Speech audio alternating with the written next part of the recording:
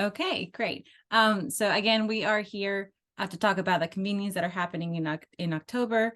And then as a follow-up, we'll do January in-person, more in-depth visits. So Hallie, what are we doing with the convenings? Thanks, Tessa. So you all saw the call from Uplift North Carolina for these convenings in October. So I wanted to have an opportunity to give you all a little bit of background about what it is that actually is and what we're going to be doing in January and how they fit together. And so I'll just give a little bit of background on that and then would love to answer any questions that you might have. I sense that there are probably more people who might have questions, and so I think it will be very helpful to be able to share this recording with them. So if you come up with anything, please don't be shy about asking it. So I'm at the Smithsonian at the Center for Folklife and Cultural Heritage, and we're partnering with Uplift on a series of activities. We taught festival organizing trainings in August, and the other part of what we're doing with Uplift is working on developing tourism experiences. And so at the Smithsonian, we have a big festival that we put on every summer, the Smithsonian Folklife Festival. And it's a cultural festival that really focuses on foregrounding exchange and learning. So we bring a lot of different artists that we would refer to as tradition or culture bearers who come to the festival. And the way that we do this work is before the festival starts, usually about a year beforehand at least, we work with researchers, or who we would call culture keepers, from the communities where the artists are. And what we do is we work, these are folks that really are the keepers of heritage of a place. So they're going to be the ones who are working on documenting, preserving, and or maybe just informally, like really kind of keeping tabs on the living culture of a community. And so rather than Smithsonian coming in and saying, well, here's our idea of how to present this, we work with those communities, the culture keepers and the culture bearers in the communities. And it's a dialogue that we work on together to decide what are the best stories to share with the visitors to the festival. And now we have a process that we've been implementing over the last several years where we take that out of the festival setting and we bring it into communities to create tourism experiences. So the big kind of underlying picture here of what we want to see is what are the major aspects of living culture that are in your community or your destination. So if I'm Hallie, I haven't been to these places in North Carolina, and I come to STEM or Columbus County or Pembroke, what is it that I need to know? Like, what should I experience there that's really going to give me a feel for the place and a feel for people, and opportunities to actually meet and exchange with local artists and musicians and cooks and storytellers? Like, how is it that I'm going to go and have this kind of experience and leave North Carolina with a deeper understanding of these places?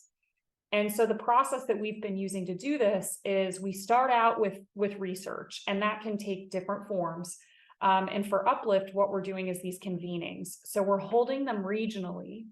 And what we're looking for are presentations from the community about the living culture that's there, that you think should be part of tourism, that's appropriate for tourism, and giving just a quick presentation about what that cultural heritage is. And what we're really hoping for is we want your involvement, and we also want your help in identifying who are those culture bearers, the artists, the cooks, the storytellers, who are the people that could be experience hosts. Maybe they already are, or maybe they're people who might want to and don't know how. And the workshops that we're going to teach in January are going to go step by step through how to create a tourism experience, going through the concept piece of it, of what is it that you're actually going to share with the traveler when they come to visit your workshop or your studio or your community, right? So these convenings in October are going to get us two things. We want to understand very clearly what are the themes of living culture in these destinations, in these regions. And then we want to come out of that with a list of who are the people that we want to make sure are invited to those in-person workshops in January. Because then in January, we're all going to work together in a process of kind of designing what these experiences could look like. So that's the the big picture piece of that, I'm looking, Carol's nodding, which I hope means that I did an okay job describing it. It's a little complicated. So the piece that I also want to emphasize here of why that research part is so important. So the center where I work is a center for folk life and cultural heritage. And so I work with a lot of folklorists, and I'm not a folklorist myself, but what I've seen is that one of the tools that folklorists use are oral history interviews.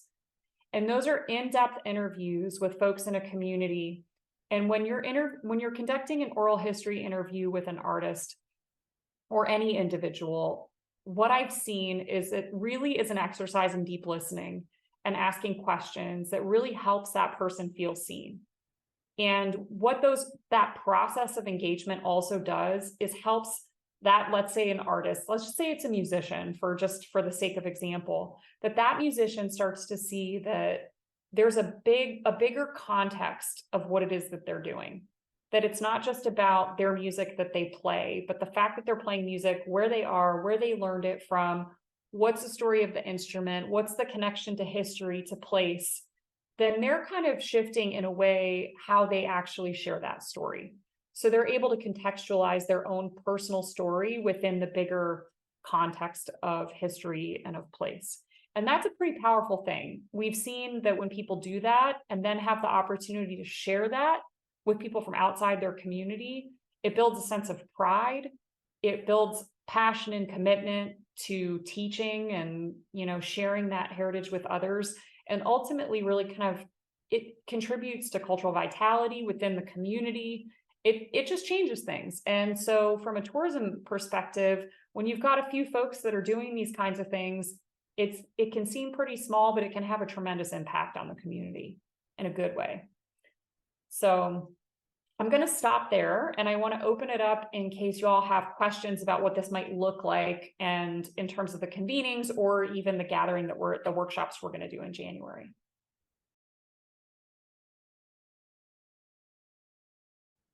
Great question. So there are a couple different folks that I think would be relevant. So what we really want is presenters. So we want people in the community who maybe they're researchers themselves who are doing work on documenting cultural heritage in the community. Maybe there's somebody who works at like a library or an archive or a museum that is active in documenting that cultural heritage. We want them to come and give us a short presentation, just 7 minutes in length, about that cultural heritage. So that's the first part, is we're seeking presenters. We want to have presentations for the bulk of the meeting. What we want are presentations about this cultural heritage and then a discussion. So the other folks that I think would be relevant then for the audience is obviously other presenters that are going to be there. But if there are other people in the community who are interested in cultural heritage, maybe they're not necessarily the ones who are doing the research, but maybe they could even be artists who are curious, or maybe there are other stakeholders in the tourism supply chain who are interested. So I think the audience can be folks that are interested in participating in a dialogue about how that living culture can become a part of the tourism offer in the region.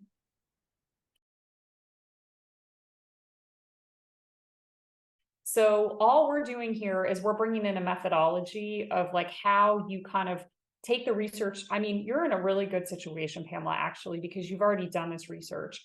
And so what these workshops in January are going to do are going to be a way for you, if any of those elders or maybe younger people and their families, if there's anything that they're talking about from a cultural heritage perspective, what we're going to work through in January is actually how you can utilize that documentation that you already have for the community to be able to draw on that themselves for their own benefit and for their own decisions of what they want to share with outsiders. So we're not going to do anything with it except that when folks want to, we're going to try and use our Smithsonian platforms for you all to tell stories. So that might be something where we might have somebody from your community who would then take a look at that documentation and maybe write a story about it that we could put on our Folk Life and Smithsonian magazine to share out about those community elders and those cultural practices. Thank you. And I'm also very excited because that is really cool that work has already been done. any content that's created is actually not coming to the Smithsonian. Smithsonian also, it's worth stating that, and for our archive, we have instituted a policy of shared stewardship. So when we're doing any kind of documentation, we are like, from now moving forward, we make a plan when we're going to do the documentation that we have to have a local partner in the community who owns that and determines if and how that information is going to be shared with the Smithsonian. We don't do any documentation without those plans in place. And we're going through a process of repair for things that are already in our collection and making sure, trying our best with our resources to be able to get things back to communities where we have things in our collections. Now at Folklife, that's all, mostly what that is we have documentation of field work from our past festivals and the actual festivals themselves, lots of documentation of folks that have been at our festivals in the past. So with this particular project, we're not engaging in documentation in that same way. So what I was describing in terms of the Folklife magazine is that's truly just if anyone wants to write an article, then where that would be is again, it's public facing. That should be used for your promotion of the cultural heritage in your community. And what we prefer, and I think makes the most sense, is that the byline for that and everything in it is actually from the community. So we prefer to have first person narrative. So that would be somebody from your community writing about yourselves and your own story. And all we're doing is putting it up in front of our audience and sharing our audience with you. But we have no rights to any of that. That's all yours. We're just giving you the platform. Yeah. And so Hallie, even before you give the platform to all of these community culture bearers, even before that, you are a facilitator. Because you have experience working in this realm.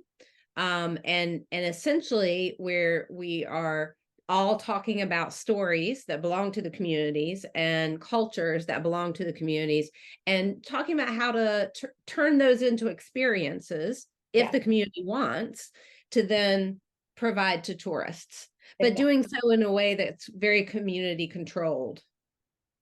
Do I have a good handle on that? Yeah, I mean, the reason Smithsonian's doing this, and it might seem a little bit unconventional because it's not necessarily like what you might think of when you think of the Smithsonian, but with tourism, what we've seen when it's not done well is that, and we know this, right? Like someone can come in and say, oh, this is really interesting and we should market it for tourists. And then they, maybe even someone from outside the community is making the decisions about that. They're the ones financially benefiting. And then also that cultural heritage is taken out of its context. It can be appropriated. It can be done in a theatrical, folkloric way that makes no sense for what the true meaning of it is. That community may not even want to share that heritage with tourists, right?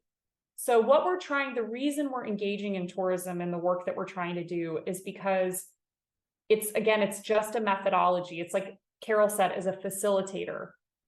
I have nothing to do with like the experiences that you end up creating, but what we're trying to do is make the connections to basically share tools with you of these are some methods that you can use to decide amongst yourselves what it is that you want to put out there. And here's how you can do it. Here's like the steps that you need to take. And then Uplift is coming in with some of these other skills that are more of the kind of enterprise, nuts and bolts tourism skills and the connection to market piece, right? So we're there to kind of help facilitate this opportunity for community members to make those decisions themselves on what should be presented, and then kind of bridge into the nuts and bolts of how do you actually engage in the tourism sector. And it can be done without Uplift. It can be done without the Smithsonian, but here we are, and we have an opportunity to work together and bounce ideas off of one another. And then, I think we're fortunate to have the Smithsonian Institution then invest in the cultural traditions and products that the communities want to share and leverage that to an outside audience.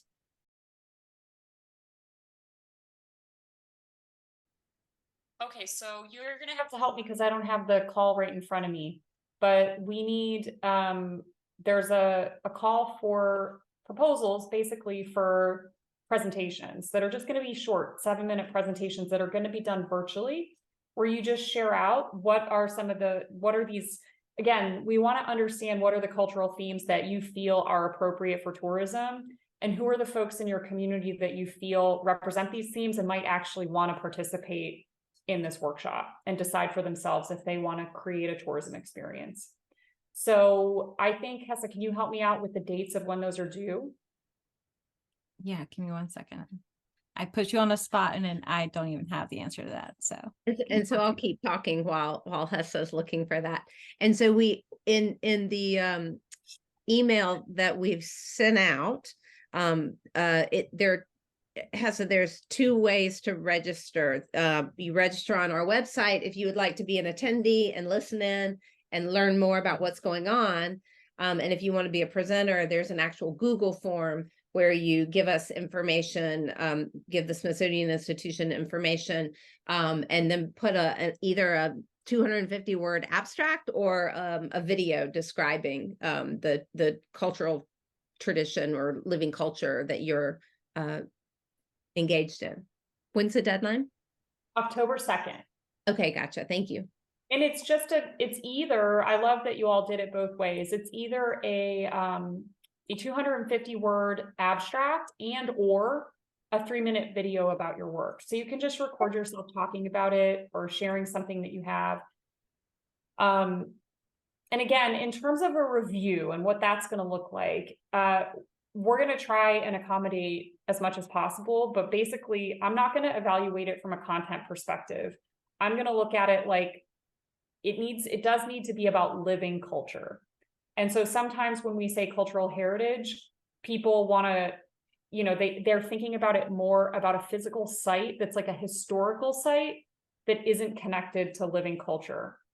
So what we're looking for here are presentations that have to do with cooking, craft, artists, farmers, musicians, dancers, like occupational kind of things that might be relevant. But this isn't, so what we don't want to see are, even though it's an important part of tourism, but this isn't what we're going to address, is if there's a historical site that you're wanting people to come in for a tour or something like that, unless there's some element of current living culture related to that historical site, then that's not what we're looking for. We're looking for things that are related to people presenting their own stories as part of a cultural experience, tourism experience. So in terms of the review, that's basically it. That's what I'm going to be looking for, those pieces of it. And then I don't think we've got 2.5 hours set aside for each regional session. And I want to make sure that we have enough time to get through the presentation. So I want to see what is submitted. And then we'll look with the Uplift team to try and organize them, like whether it's thematically or how we work through it in the course of each session. And if we get an avalanche of submissions, then we'll address it that way. But I would sooner think we'll have another convening versus rejecting anything, because that's not what we're trying to do here. We're trying to be inclusive and again, respond to what you all want to share. So I've never been through this process with the Smithsonian Institution. So I'm like diving in. I have an idea of where we're going. And I like it, and I'm real excited about it. But until we go through it, I'm like, yeah, okay, what's happening here? And I think we're all sort of going to, embrace this. And we have an idea. We understand the words that are being said, but I think it's going to be a really cool lived experience to attend or participate in the convening, and then also the workshops in January. I think so too. And I think it'll be surprising. Part of the thing, so I want to make sure when we have the convenings that there's enough time for discussion, because one of the things that we want to do again is somebody might present something that, we'll all co-create. I think that's really important, Carol. And what might happen is this happened when I recently taught these workshops and did a convening like this in Tunisia. And what was so interesting to me is there were certain things that people wanted to present that others were like, no, I don't think that that's relevant for tourists. And then we had a really hearty debate around whether and if a traditional wedding ceremony can be integrated into a tourism experience.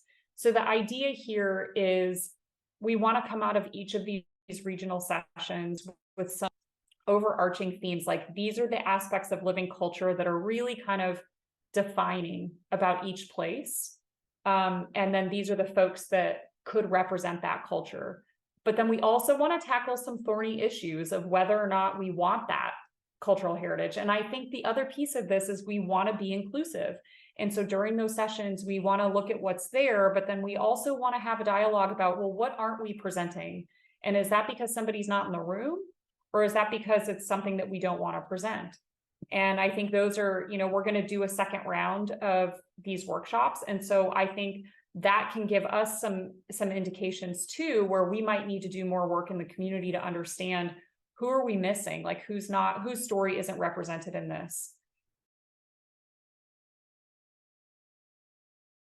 Okay, so what we were looking at doing in terms of an agenda is that we would have, for the first 10 minutes, I'd give an overview, kind of what we just went through of the program and what we're going to do. Then we would have, so we've got a total of 10 presentations. So we would do 5 back-to-back, again, 7-minute presentations. So we've got to keep it tight so we don't go over, but we want to make sure that we have enough time. So we would do 5 of those, we'd take a break, we'd come back and do 5 more, and then we'd have 45 minutes for discussion, Q&A, and wrap up. So 10 presentations. Now that's per region. But Hallie, you don't want we don't want a story about a tradition that's not happening anymore. Yes, that is absolutely true. It needs to be something that is a living cultural heritage. Currently ongoing. You could think of it a little bit when we're doing the festival, we call it curating.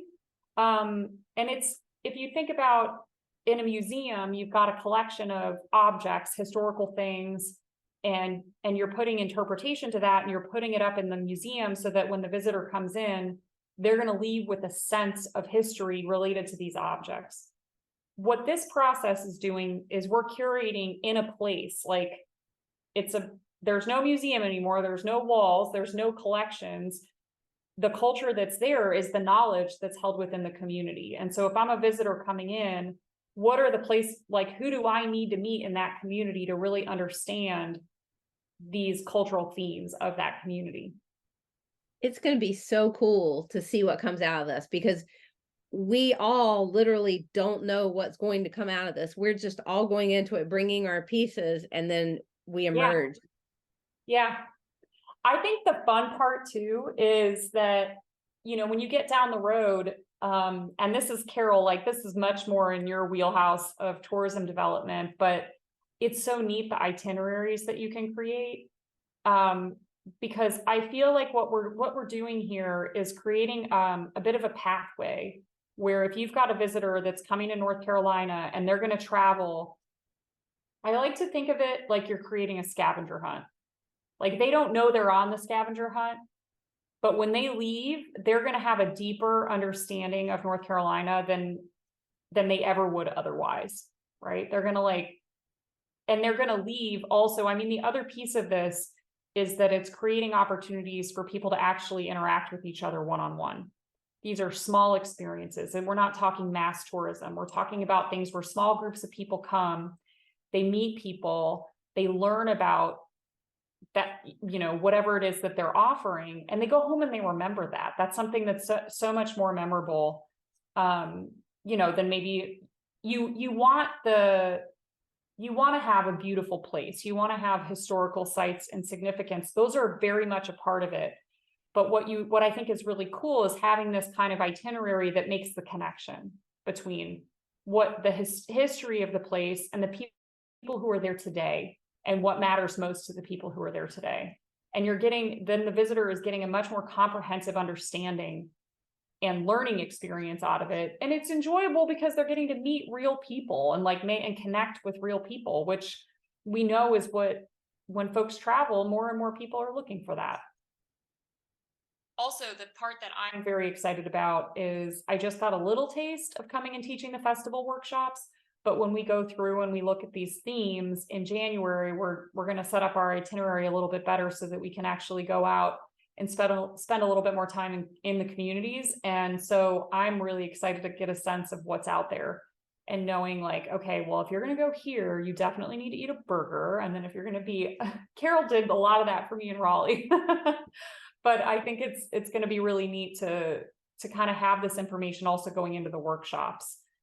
Because even the materials that we have, we're going to be able to tailor those more specifically using some of the examples that we're going to get out of these meetings, these convenings. And Hessa, if people want to be an attendee and not participate as a presenter, there's that just regular place on the Uplift website where they can sign up to register for the Zoom link. Yeah. Okay. Well, if there's any other questions, feel free to reach out, as we will be monitoring, see what entrances we get for presenters. Feel free to share. We will send out this video recording with more information to the communities really soon, hopefully by Monday. So that way we can, Carol put in the registration link for just being an attendee on the website.